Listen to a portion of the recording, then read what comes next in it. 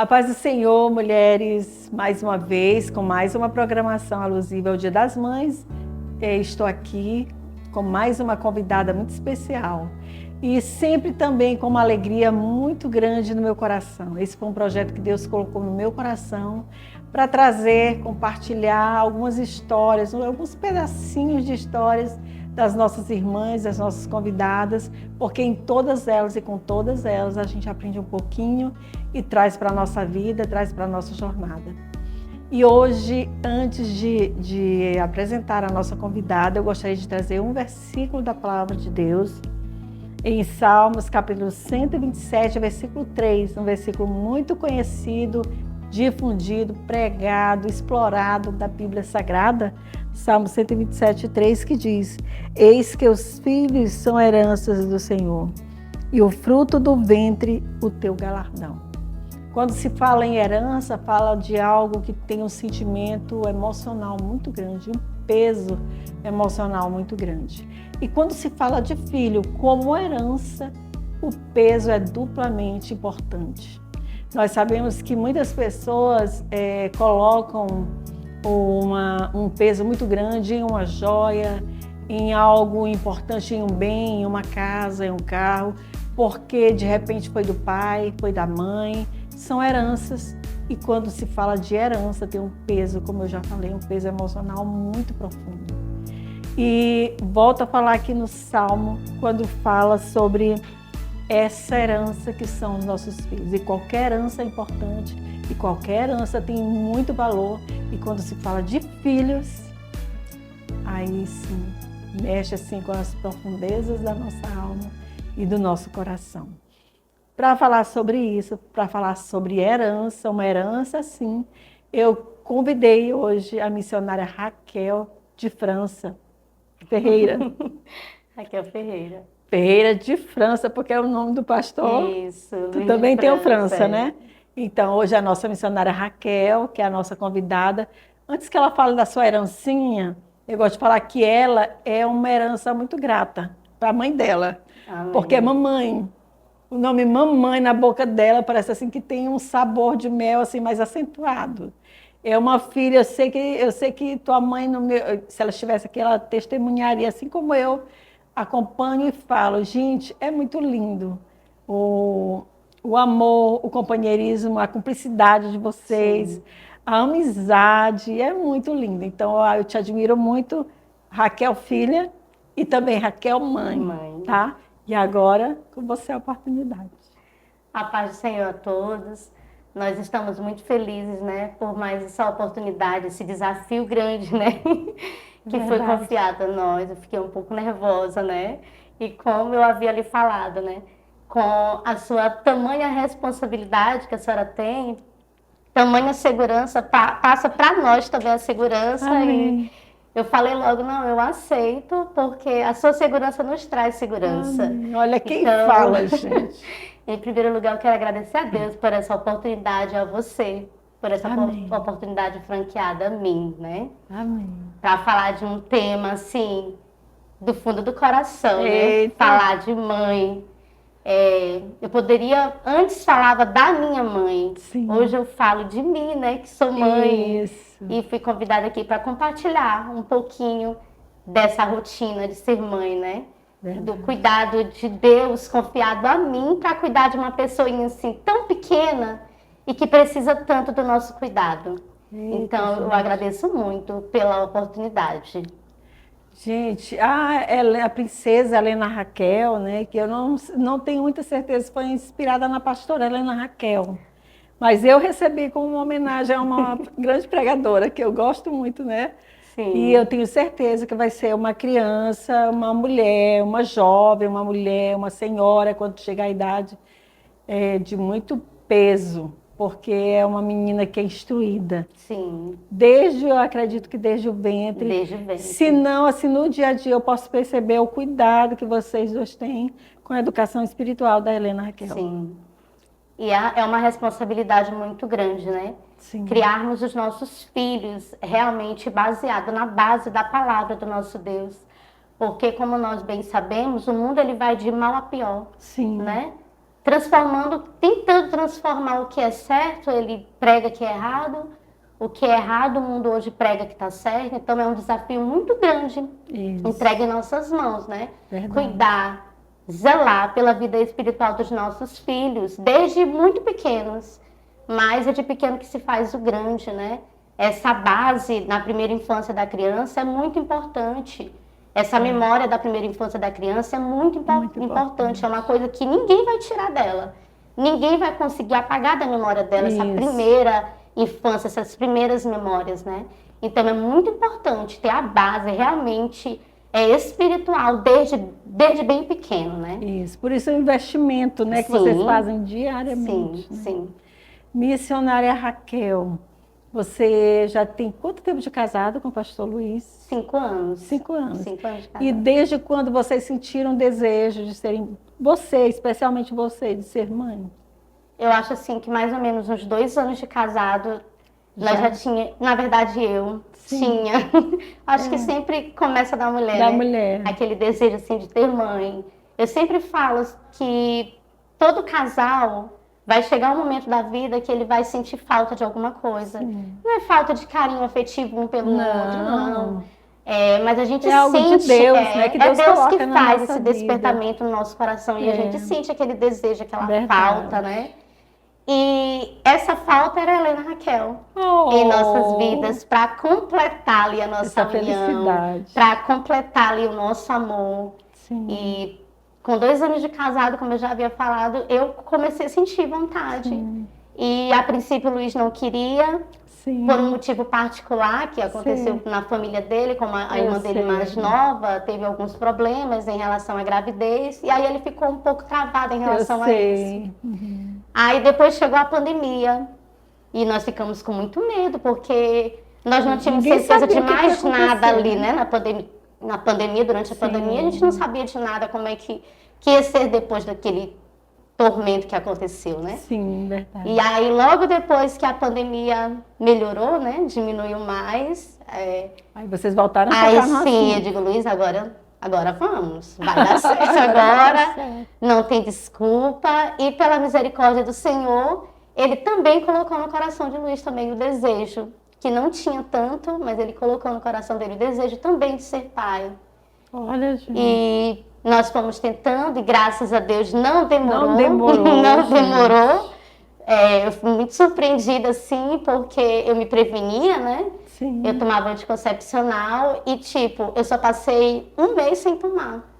Jesus. 1 mês. Passei 1 mês sem tomar medicação. E a Heleninha já No veio. outro mês, eu logo peguei alguns testes lá da farmácia, já levei pra casa, escondida dele. Ah, tá. E aí, logo na primeira semana que eu tava, depois dos 21 comprimidos, né?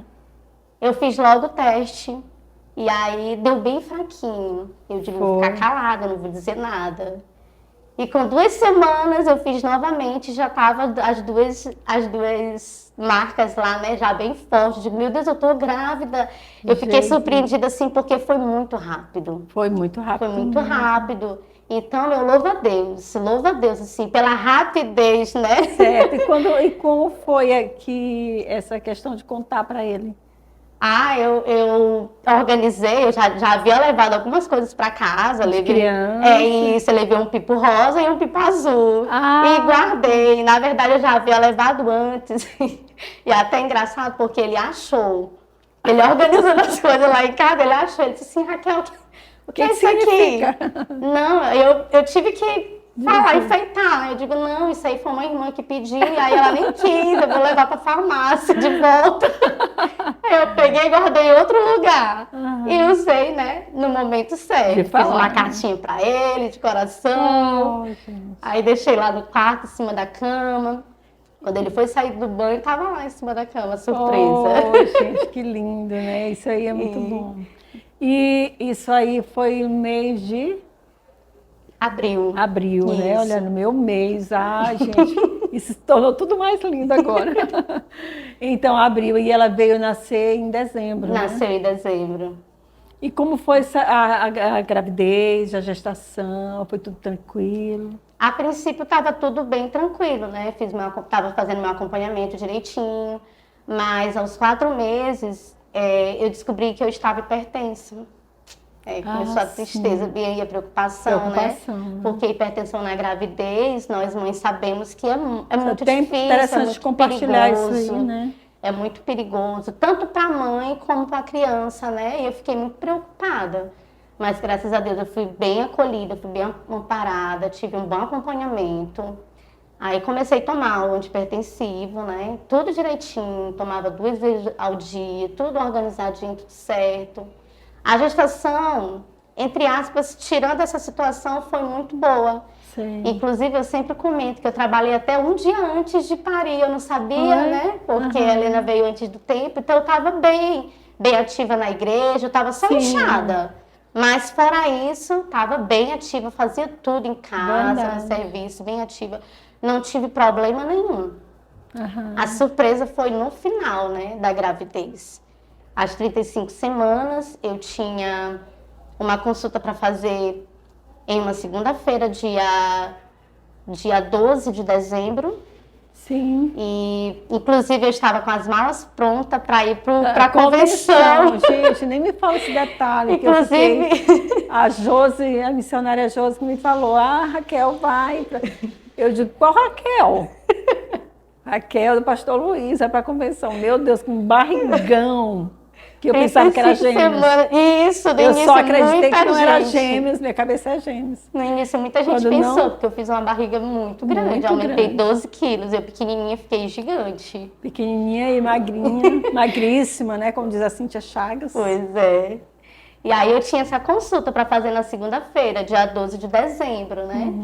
E aí eu falei pro meu esposo, já tô com a mala pronta, ele que gosta de organizar, né? Organizou inclusive as coisas da Helena na mala dela, tava tudo bonitinho. Foi. Eu disse, eu vou, na minha mente eu iria, né?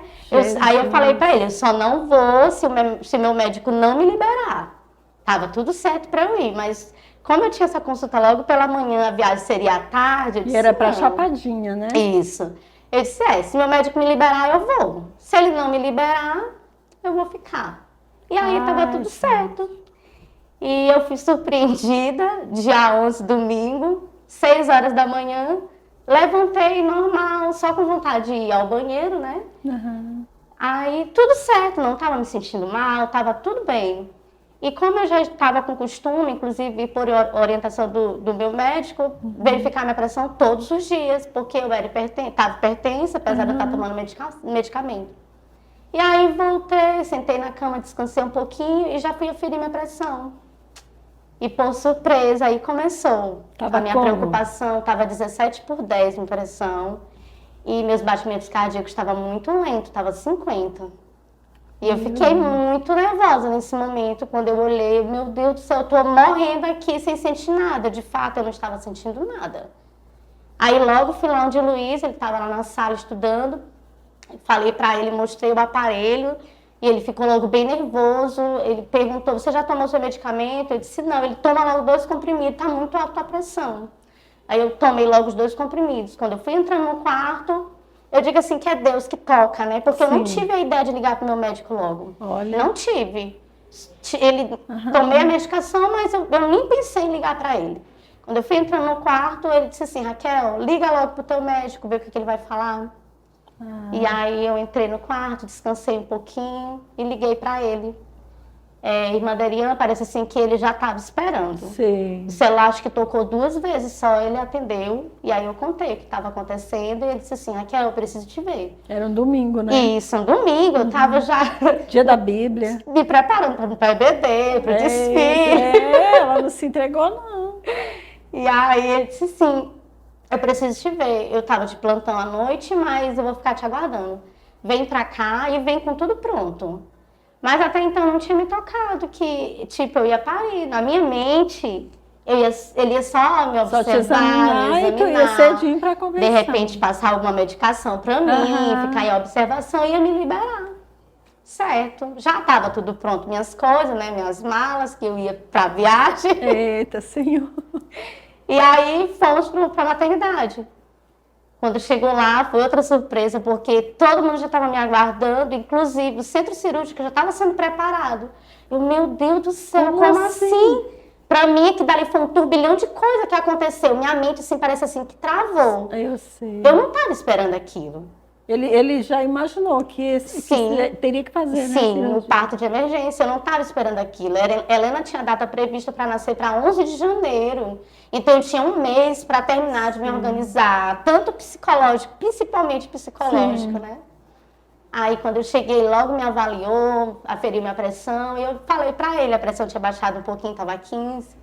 Eu disse para ele, doutor, já estou melhor. Minha pressão já está mais baixa, está 15. Aí ele... Achei até graça que ele passou a mão assim na minha cabeça e disse assim, minha filha, se você chegasse aqui agora com a pressão 12/8, que é uma pressão normal, ainda assim eu ia fazer teu parto agora. Eu, meu Deus, eu vou parir. Só tinha uma opção. Eu segurei a mão do Luiz, estava do meu lado, eu digo, Luiz, doutor, mas como assim? Eu não já melhorei? Ele disse assim, minha filha, você teve um pico de pressão 17/10, seu coração estava 50.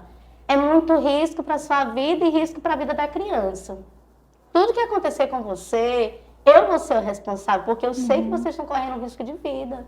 Então, o correto é interromper a gravidez agora. Volta lá para a recepção, que o centro cirúrgico já está sendo preparado. Meu Jesus. Oi, Madariane, isso aí para mim, meu Deus, eu fiquei muito abalada. Travei logo, disse, meu Deus, aí que foi cair a ficha.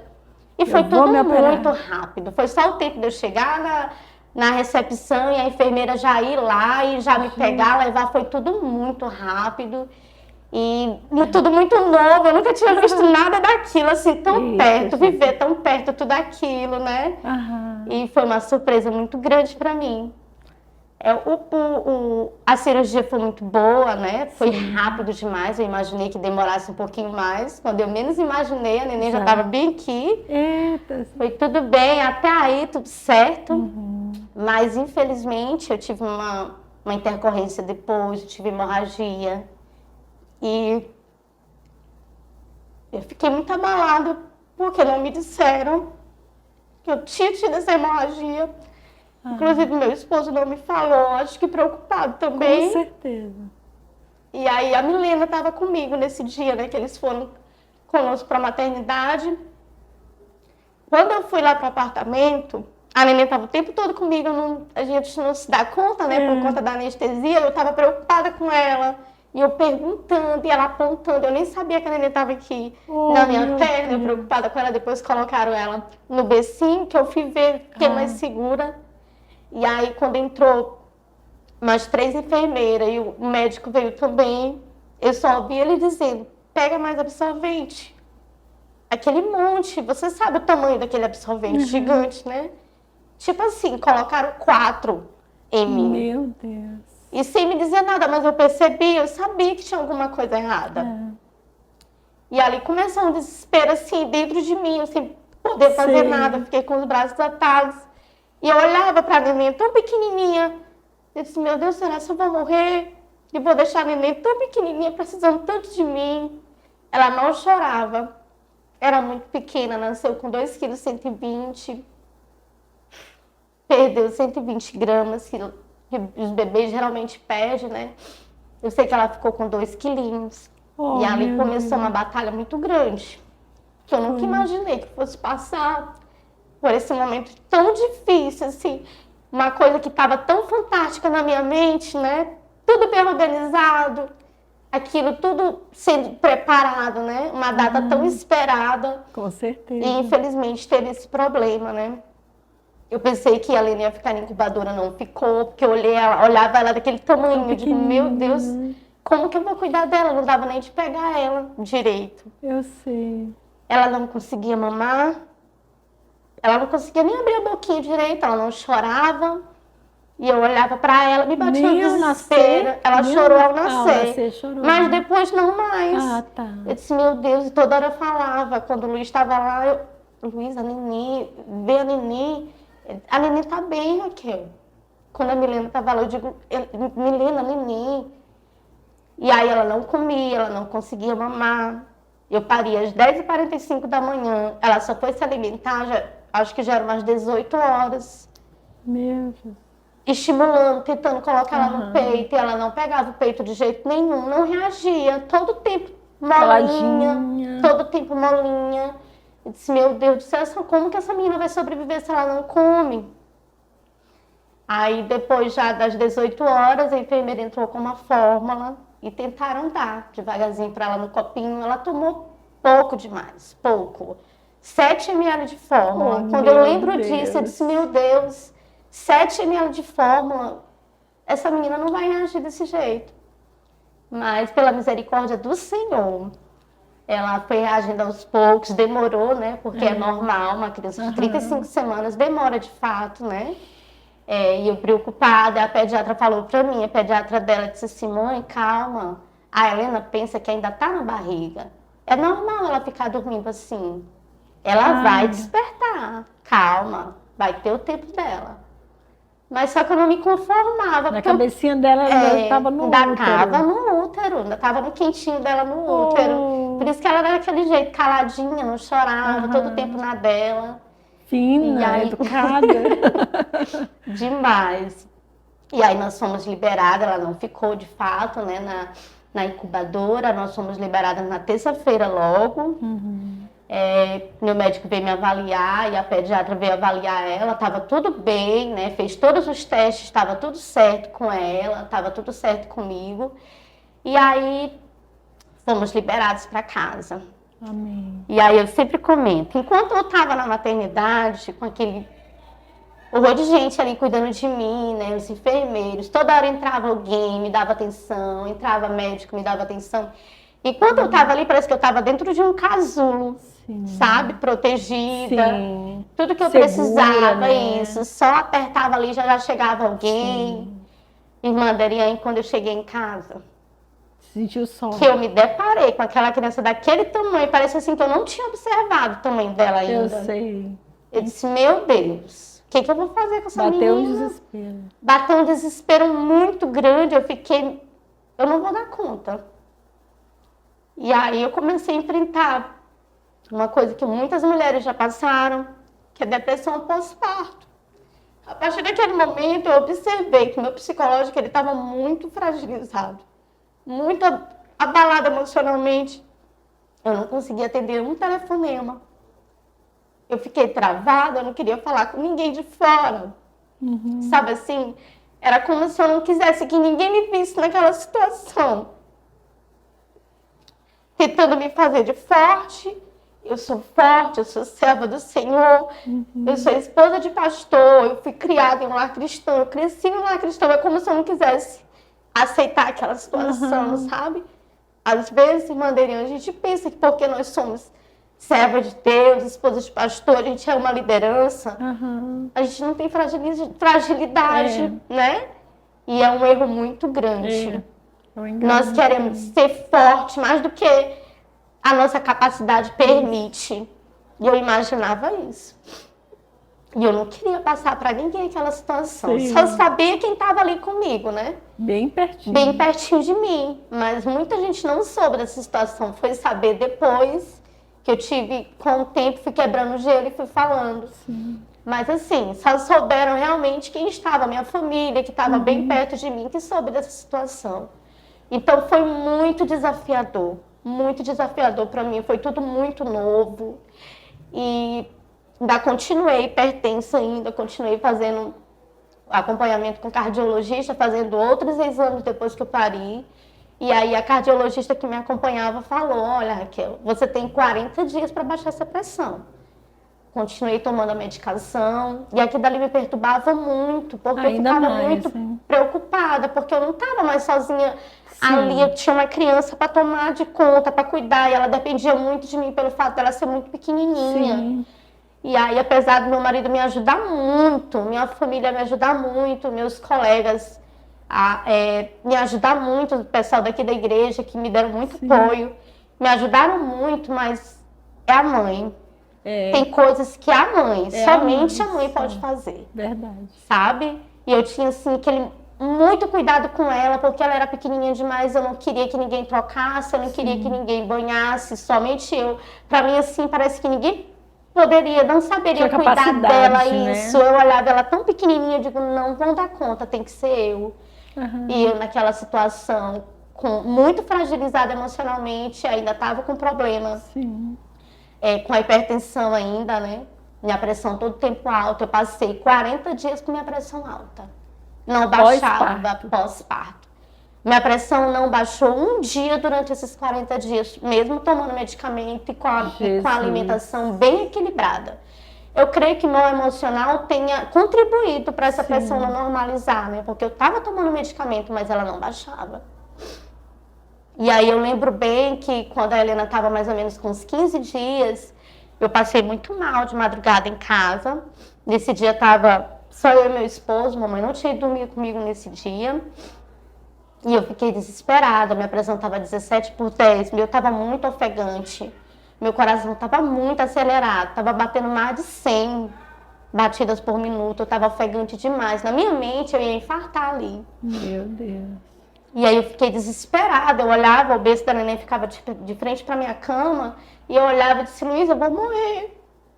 Como que a neném vai ficar? Eu só pensava nisso. Sim. Como que ela vai ficar? Ela precisa tanto de mim. Eu não tenho como cuidar dela. Ela precisa de mim, eu não posso cuidar dela. Eu me senti assim, sabe, impotente. Sabe, como se eu estivesse diante da realidade, como se eu estivesse com meus braços atados, sem saber o que fazer. Imagina. Mas pela misericórdia do Senhor, Deus se fez presente ali comigo, como sempre esteve, né? Durante todos aqueles dias que eu já estava naquela situação. E pela misericórdia do Senhor, tomei mais um comprimido, eu já tinha tomado. Tomei mais um. Minha pressão foi normalizando, meu coração foi aliviando, os batimentos foi diminuindo. Ele fez um chazinho para mim, aí eu fui me tranquilizando e graças a Deus eu passei. Gente. Passei por mais essa prova. Prova de fogo. Prova de fogo, porque eu pensei que naquele dia ali não tinha como mais, que eu fiquei bem ruim. E aí continuei, né, com acompanhamento com o cardiologista e pela misericórdia do Senhor. Minha pressão ela não baixou com 40 dias. Mas com 42 dias certinho, começou a baixar. Baixou como se eu nunca tivesse tido hipertensão. Foi normalizou mesmo. Completamente. Como se eu nunca tivesse tido picos de pressão alta. E pela graça do Senhor até hoje. Eu sempre gosto de verificar de vez em quando. Então, Deus confirmar a vitória, né? Sim, sim. Pela misericórdia do Senhor. Até porque o irmão da Helena, ou a irmã, né? Quando chegar a pressão tem que estar normalizada. Sim. E aí, mais uma vitória, né? Que Deus fez na minha vida, mais um milagre que Ele fez na minha vida. Amém. Nós somos um milagre, né? Eu e a Helena somos um milagre. Verdade. Graças a Deus, a Helena se desenvolveu muito rápido. Foi só os 2 meses mesmo para ela se adaptar com o mundo de fora. Só isso.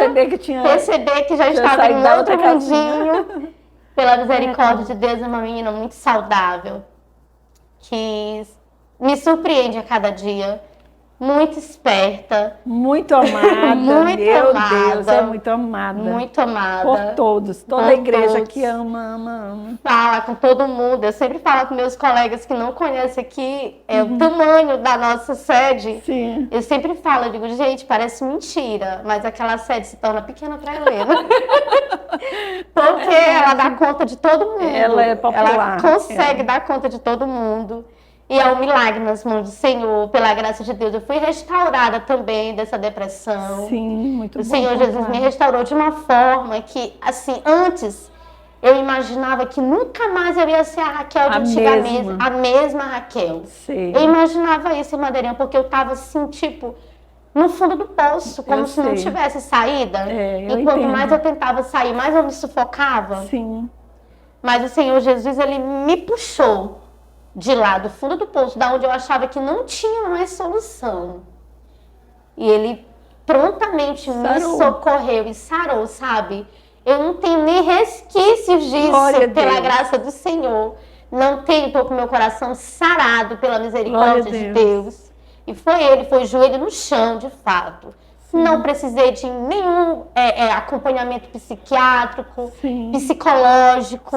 Não precisei, pela misericórdia do Senhor, não menosprezando longe de mim. Mas meu Deus me curou sem eu precisar. Sem Se eu precisar de um acompanhamento a mais, e o nosso Deus, ele é um Deus de milagres, se ele não mudou, ele continua operando. É o mesmo Deus que ressuscitou a Lázaro, depois de 3 dias já cheirava mal, imagina. Por que não colocar essa mente, esse coração? Isso não é nada para ele, não foi nada para ele, né? É verdade. E eu estou aqui contando mais um milagre, louvado seja o nome do Senhor. Gente, que milagre. O nascimento, né, o desenvolvimento da Helena Raquel, um milagre. E a cura também da depressão, desse quadro depressivo tão horrível, né? Horrível. Porque esse é a pior doença. Sim. Uma das piores doenças que o ser humano pode ser acometido. E isso, você está limpa, o seu coração está puro, está sarado, está curado. Isso aí não tem preço. Não tem preço. Não tem preço. Eu entendo um pouco disso e eu sei o quão é difícil travar essa batalha. E eu fico muito feliz, porque hoje é só vitória. Amém. Helena Raquel, como eu disse, é muito amada, muito querida. E é uma herança, né? A herança de vocês. E eu sei que eu observo que vocês cuidam muito bem.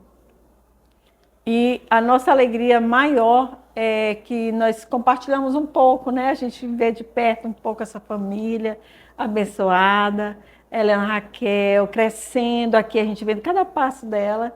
E isso é muito bom, muito bom. E agora, minha amada, eu gostaria que você deixasse uma mensagem para as mulheres, para as mães que de repente passaram ou que podem de repente também passarem, né? Talvez nunca passaram, mas de repente em algum momento pós-parto ou em outras situações, eu gostaria que você fizesse uma oração específica para essas mulheres, por essas mulheres, uma oração. Antes de começar, rapidinho, eu peço a você, mulher, que se encontra nessa situação parecida com a minha, em relação à depressão, pós-parto, essa oração ela é direcionada principalmente a você.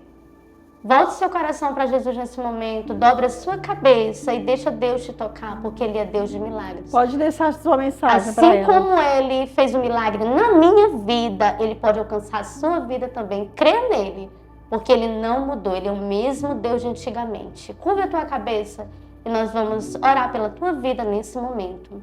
Amém. Maravilhoso Deus, nós estamos aqui, Jesus, em tua presença, meu Pai, compartilhando experiências, Jesus querido, compartilhando o que tu tens feito, meu Pai, em nossas vidas.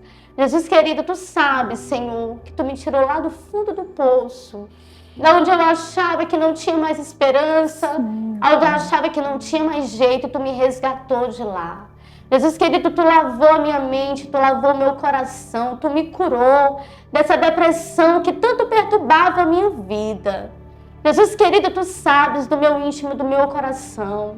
Para mim não tinha jeito, mas tu me tirou daquele fundo do poço, tu me restaurou. Eu te peço, Jesus querido, que assim como tu restaurou a minha vida, que tu possas vir estar alcançando a vida dessas mulheres que se encontram, Jesus querido, em situações parecidas com a minha. Jesus querido, eu te peço nesse momento, meu Pai, vai com o teu abraço de perdão. Jesus querido, vai com o teu abraço, Jesus querido, de proteção. Jesus querido, elas se encontram fragilizadas nesse momento, meu Pai. Sofrido, Jesus querido. Talvez se encontre em uma situação que pensa que não tem jeito.